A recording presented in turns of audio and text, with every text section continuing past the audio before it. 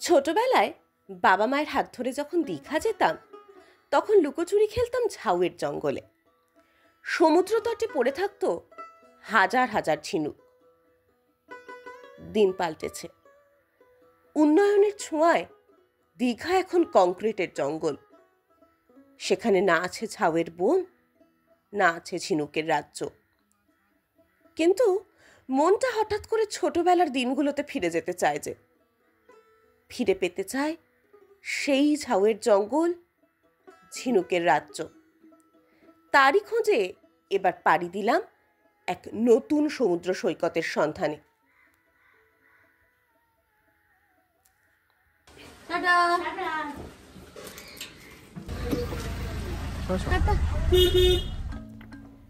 জীবন সবসময় প্ল্যান মাফিক চলে না। এই তো প্ল্যান ছিল হাওড়া থেকে ট্রেন ধরবো। সে জায়গায় এখন এগিয়ে চলেছি সাঁতরাগাছির দিকে। আজ সকালে বেরোনোর জন্য যে ট্রেনে আমাদের টিকিট ছিল সেই ট্রেন তো যথারীতি ক্যান্সেল, তো তাই জন্য আবার আমাদের অন্য প্ল্যান ভাবতে হয়েছে এবং আমরা ধৌলি ধরবো। সেই জন্য আমাদের সাঁতরাগাছি পৌঁছতে হবে। টিকিট তো বুক করতে পারিনি, তো গিয়ে এখন টিকিট খুঁজবো। যদি টিকিট পেলাম ভালো, না হলে জেনারেলেই যেতে হবে এই সমস্ত ব্যাগপত্র নিয়ে।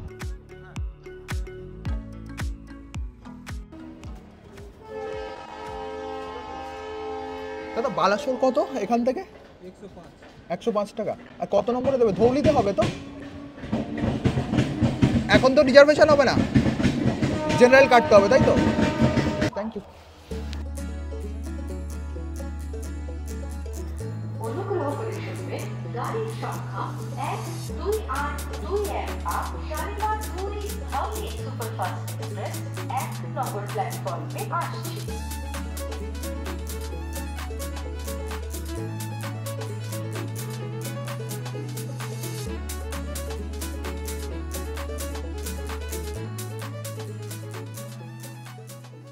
ট্রেনে এক দর্শক বন্ধুর বদান্যতায় সিট মিলল, তাই প্রাথমিক ধাক্কা সামলে ট্রিপটা ভালোভাবেই শুরু হলো।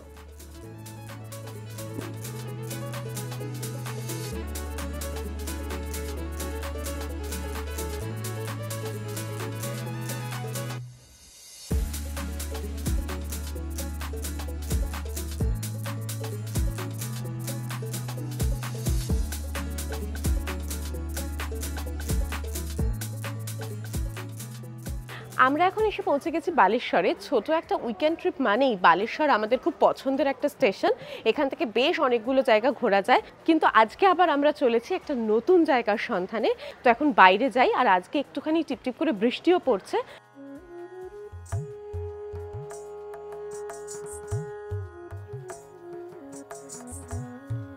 বালাসোর স্টেশনের বাইরে থেকেই অটো ও গাড়ি পাওয়া যায়। আমরা দরদাম করে গাড়ি ঠিক করতে লাগলাম। দাদা পরীক্ষিতে অটো কত নেন?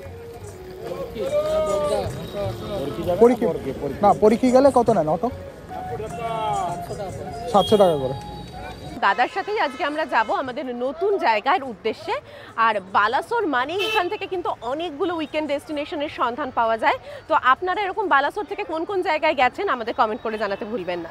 সঙ্গে থাকুন, দেখতে থাকুন ট্যুর প্ল্যানার ব্লগ। পরীক্ষা কত সময় লাগবে দাদা? পরীক্ষা? হ্যাঁ, পরীক্ষা লাগবে 45 মিনিট, 40 মিনিট মতো।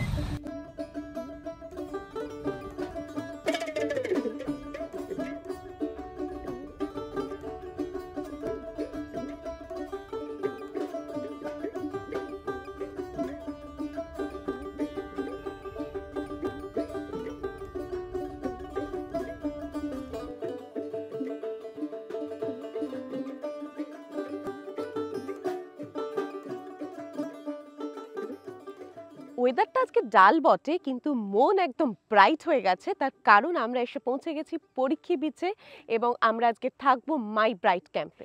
একদম পাশেই রয়েছে সি বিচ, সেখানে তো যাবই। সমুদ্রের আওয়াজ কানে আসছে, কতক্ষণ আর রুমে থাকতে পারবো।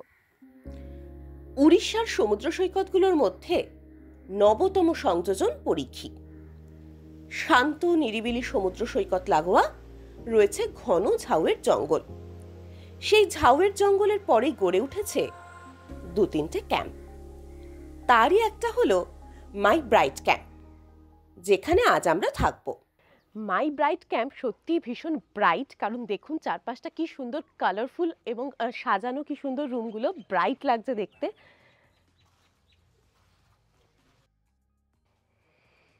বিচ সাইডের ক্যাম্প ঠিক যেরকমটা হয় এরকম সুন্দর একটা বেড রয়েছে, সাথে একটা রয়েছে ড্রেসিং টেবিল, আর সাথে রয়েছে attach toilet, western style toilet, পরিষ্কার পরিচ্ছন্ন।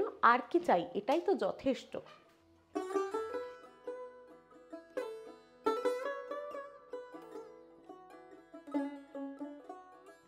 ওয়েলকাম ড্রিঙ্ক হিসাবে হাতে কি এসে গেছে দেখুন, ডাবের জল। ওয়েলকাম ড্রিঙ্ক হিসাবে এই ডাবের জলের থেকে ভালো আর কিছু বোধহয় হতে পারে না এই রকম ওয়েদারে, এই রকম জায়গায় বসে। মিলন হবে কত দিনে, মিলন হবে কত দিনে,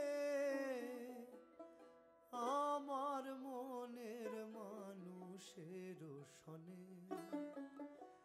আমার মনের মানুষের সনে। আমরা লাঞ্চ করতে চলে এলাম। ক্যাম্পের মধ্যেই আছে ডাইনিং স্পেস। একটা রিল্যাক্সিং উইকেন্ড মানেই হচ্ছে বাড়ির পাশে নতুন জায়গার সন্ধান আর তার সাথে জমিয়ে খাওয়া দাওয়া। আর তার জন্য মাই ব্রাইট ক্যাম্প তো একদম বেস্ট আমার মনে হলো, কারণ বেশ সহজেই এখানে এসে পৌঁছানো যায়, সামনেই রয়েছে সমুদ্র, আর তার সাথে দুপুরে যদি থাকে এরকম এলাহি আয়োজন খাওয়া দাওয়ার, তাহলে তো একদম জমে যাবে ব্যাপারটা। দুপুরের মেনুতে দেখুন কত কিছু রয়েছে, আর সব কিছু এত সুন্দর করে সাজিয়ে গুছিয়ে পরিবেশন করা হয়েছে। তাতে রয়েছে ভাত, ডাল, মিক্স ভাজা, আর ওদিকে রয়েছে একটা মিক্স ভেজ, তার সাথে নন ভেজেও রয়েছে পমফ্রেট মাছ, চিংড়ি মাছের কারি। এ তো গেল ওনাদের মেনুতে নিত্যদিন থাকে, আর তার সাথে অবশ্যই শেষে থাকে মিষ্টি আর পাঁপড়। আর তার সাথে যদি আপনারা চান তাহলে এক্সট্রা করে কিছু অর্ডার দিতে পারেন। আমরা যেমন ওনাদের কাছ থেকে শুনে বেশ ডেলিশিয়াস লেগেছে বলে আমরা অর্ডার দিয়েছি টমেটো কোপ্তা, আর সাথে ভেজ কাটলেট। ভেজ কাটলেটটা খেতে কীরকম সেটা তো পরে বলবো, আর তার আগে শেপটা দেখুন কি সুন্দর করে হার্ট শেপে এরকম বানিয়ে দিয়েছেন। মাই ব্রাইট ক্যাম্পের দাদা রয়েছেন আমাদের সাথে। তো দাদা, ব্লগার বলে আবার এক্সট্রা কিছু খাওয়াচ্ছেন না তো? না, আপনার অর্ডারের জন্য একটা দুটো দেওয়া হয়েছে। মানে এই টমেটো কোপ্তাটা আর এই ভেজ কাটলেটটা। আচ্ছা, আর সব জিনিস প্যাকেজে আছে। বাহ।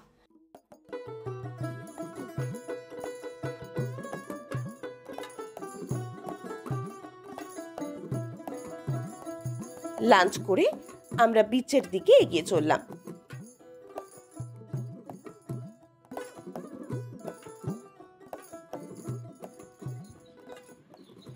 ঝাউবনে খানিক ঘোরাঘুরির পর এই যে প্রথম সমুদ্রকে দেখতে পাচ্ছি আমরা, এটাই হচ্ছে ফার্স্ট ভিউ।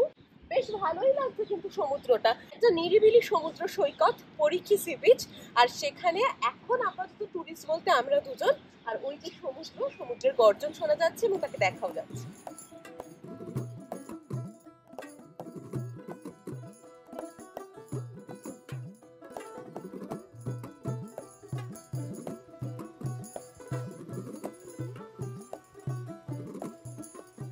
সমুদ্র সৈকত ধরে আমরা ক্যাম্প থেকে বেশ কিছুটা এগিয়ে এসেছি তার কারণ এখানে জলটা একটু বেশি লাগছিল, আর সত্যি তাই। আর তার সাথে সাথে যেই সন্ধে হচ্ছে জলটা কিন্তু আরেকটু এগিয়ে আসছে, এতক্ষণ জল আরও পিছিয়ে ছিল।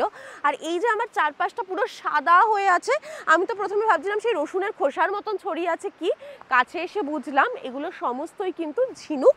আমরা আমাদের সংগ্রহে বেশ সুন্দর সুন্দর দেখতে কয়েকটা ঝিনুক কুড়িয়ে রেখেছি স্মৃতি হিসাবে পরিখি বিচের।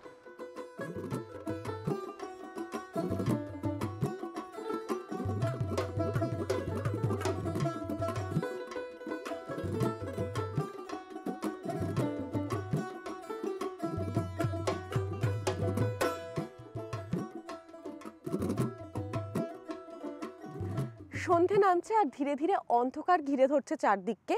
আর এই যেই অন্ধকার নেমেছে দেখা যাচ্ছে সমুদ্রের দূরে ওই সারি দিয়ে যে আলোগুলো দেখা যাচ্ছে ওগুলো সব মাছ ধরা নৌকো, ওগুলোতে আলো জ্বলে উঠেছে। ঠিক তেমনই আমাদের সামনে ক্যাম্পকেও দেখতে পাওয়া যাচ্ছে, ক্যাম্পটাও দেখা যাচ্ছে রঙিন আলোতে সেজে উঠেছে। চলুন ক্যাম্পের দিকেই যাওয়া যাক।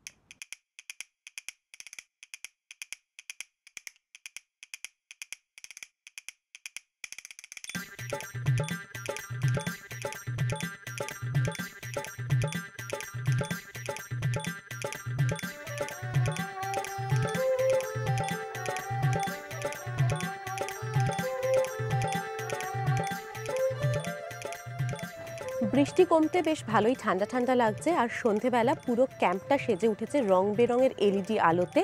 তার ফলে ক্যাম্পটা আরও বেশি ব্রাইট লাগছে, মানে আমাদের মাই ব্রাইট ক্যাম্প হয়ে উঠেছে আরও ব্রাইট। আর এই রকম সময় সন্ধেবেলা যখন চায়ের কাপে চুমুক দিতে ইচ্ছা করছে, শুধু চা নয়, তার সাথে এসে গেছে টা, মানে গরম গরম স্ন্যাক্স। 2 রকমের পকোড়া দিয়েছেন, এটা ভেজ পকোড়া, এটা আলু পকোড়া। আর ওদিকে দেখছি আগুন জ্বালিয়ে বারবিকিউয়ের প্রস্তুতি চলছে।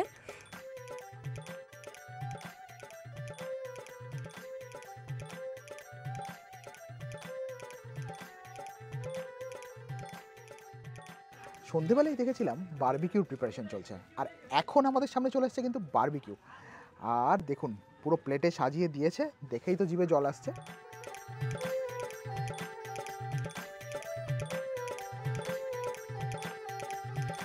আমরা তাড়াতাড়ি ডিনার করে নিলাম।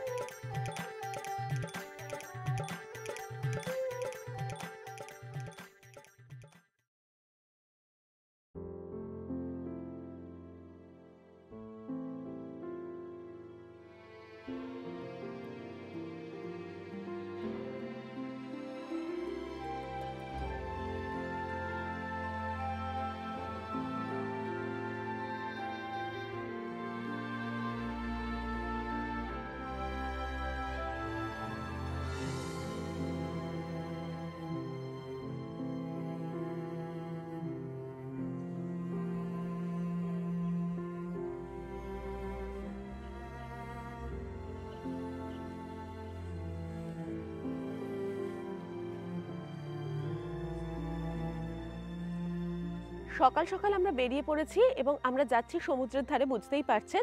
আর রাস্তাটা দেখুন, ঝাউয়ের জঙ্গলের মধ্যে দিয়ে রাস্তা।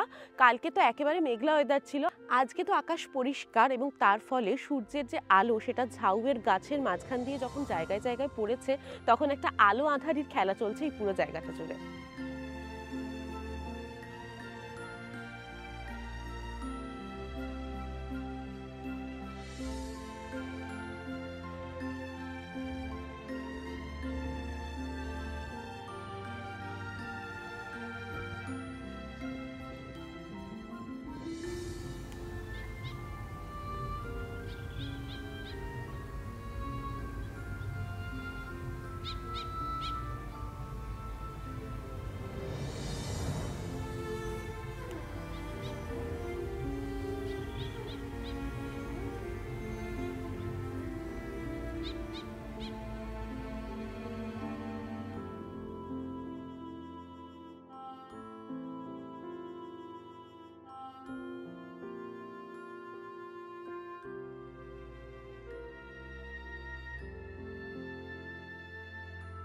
আমাদের সামনে এসে গেছে পুরি, সবজি, ডিম সেদ্ধ। ব্রেকফাস্টে এরকমই আয়োজন থাকে, আমরা একটু কম করে নিয়েছি।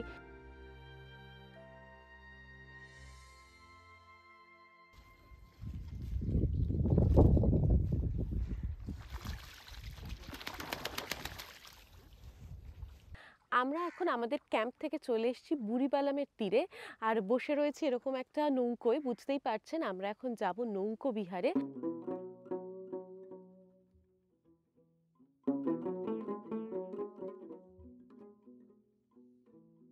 পেছনেই আমাদের নৌকো রেডি হচ্ছে, ওই রেডি হয়েই গেছে বলা যায়।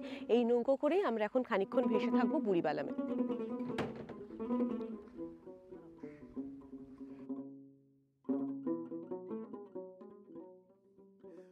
ওরে ওরে ওরে ওরে সুন্দরীরা নাওয়ের মাঝি, কোন দিনে সারি বাড়ি নাও আমি যেন জানি মাঝি রে।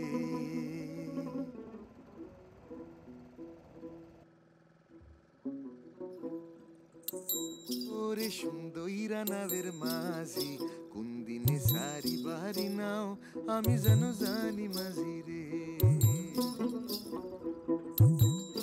ওরে ওরে সুন্দরীরা নাওয়ের মাঝি, কোন দিনে সারি বাড়ি নাও আমি যেন জানি মাঝি রে। ও মাঝি রে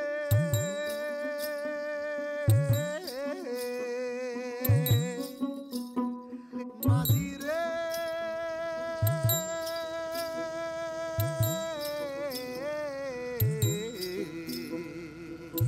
আমার বাড়ি আয়োরে মাঝি বইতা দিমু পিড়া মাঝি বইতা দিমু পিড়া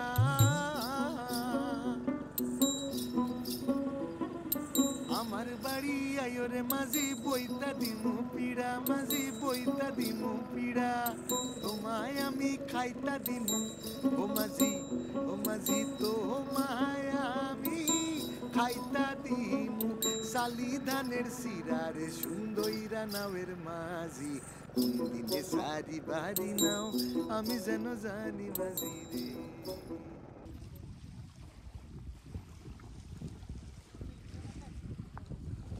এই যে দূরে ছোট নৌকোগুলো দেখতে পাচ্ছেন দাঁড়িয়ে রয়েছে, এখান থেকে আমাদের যাত্রা শুরু হয়েছিল। আর আমরা এখন যে এসে পৌঁছেছি এই পুরোটাই আমরা নৌকো করে ঘুরে এলাম এবং মোটামুটি 1-1.5 ঘন্টা সময় লাগলো এই পুরো ঘুরতে। আর ম্যানগ্রোভের খাঁড়ির মধ্যে দিয়ে যখন যাচ্ছিলাম আর চারপাশে বক আর সিগালগুলো উঠছিল, দেখতে ভারী সুন্দর লাগছিল। এই পুরো ট্রিপটা আপনারাও যদি এনজয় করতে চান তাহলে আপনারা করতেই পারেন। সেক্ষেত্রে খরচা পড়বে 400 টাকা জনপ্রতি। মোটামুটি 2-3 জনের একটা টিম তো হতে হবে। আর আমরা এখন যেখানটায় এসে দাঁড়িয়েছি এটাও কিন্তু বেশ বড় একটা আইল্যান্ড।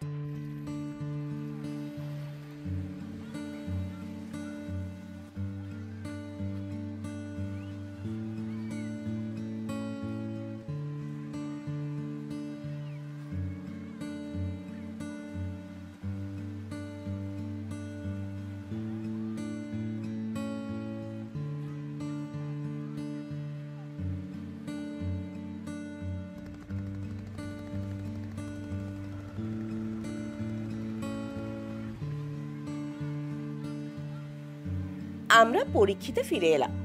আমরা এখন বিচ ধরে এগিয়ে চলেছি আমাদের ক্যাম্পের দিকে। আর দিনের আলো পেতেই দেখুন কারা বেরিয়ে পড়েছে। বিচ জুড়ে ওই যে লাল হয়ে আছে, এরা সব লাল কাঁকড়ার দল। বিকেলে এদের দেখা মেলেনি, এখন বিচ জুড়ে শুধু এরাই রয়েছে। এখানে যেহেতু মানুষের আনাগোনা কম, তাই এদের অবাধ বিচরণ এখানে দেখতেও ভালো লাগছে। পলিউশন কম, মানুষ কম, তাই জন্য এরা কি সুন্দর খেলে বেড়াচ্ছে। আর এদের চলাটা ভারী মজার লাগে, টুকটুক টুকটুক করে হেঁটে যায় আর সুযোগ পেয়ে নিজেদের গর্তে ঢুকে পড়ে।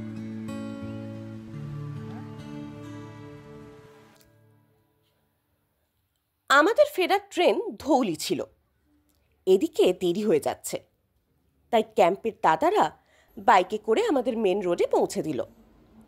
সেখান থেকে আমরা গাড়িতে বালাসোর ফিরে বাড়ি ফেরার পথ ধরলাম।